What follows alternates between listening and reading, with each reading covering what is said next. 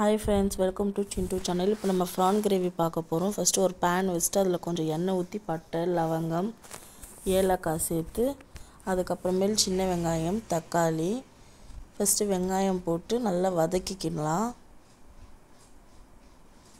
அது golden brown ஆகுற வரைக்கும் நம்ம வதக்கிட்டு இப்போ தக்காளி சேர்த்துக்கலாம். தக்காளி நல்லா வதங்கணும். ரெண்டும் நல்லா வதங்கி சுருண்டு வரணும். வந்ததுக்கு அப்புறம் இப்போ கேஸ் ஆஃப் பண்ணிட்டு கொஞ்ச நேரம் ஆற வச்சிட்டு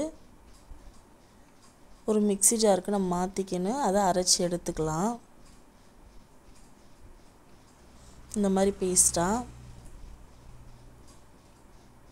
இப்போ நம்ம கேஸ்ல ஒரு கடாய் வச்சு அதில் கொஞ்சம் எண்ணெய் ஊற்றி இஞ்சி பூண்டு அது பச்சை வாசனை போகிற வரைக்கும் நல்லா வதக்கிட்டு அரைச்சி வச்சுருக்கதை ஊற்றிட்டு அந்த ஜார்லேயும் கொஞ்சம் தண்ணி ஊற்றி நம்ம அதில் சேர்த்துட்டு மஞ்சத்தூள், மிளகாய்த்தூள், கரம் மசாலா, உப்பு சேர்த்து நல்லா வதக்கிக்கலாம்.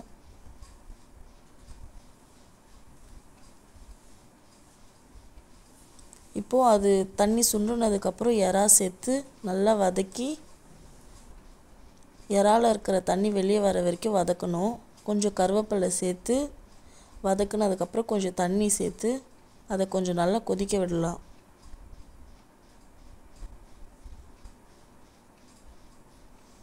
அது கொதித்து நல்லா எண்ணெய் பிரிஞ்சு வர டைமில் மிளகுத்தூள் சேர்த்துட்டு அப்பயும் கொஞ்சம் பெரட்டிட்டு இன்னும் கொஞ்சம் எண்ணெய் பிரிகிற வரைக்கும் நம்ம வதக்கணும்.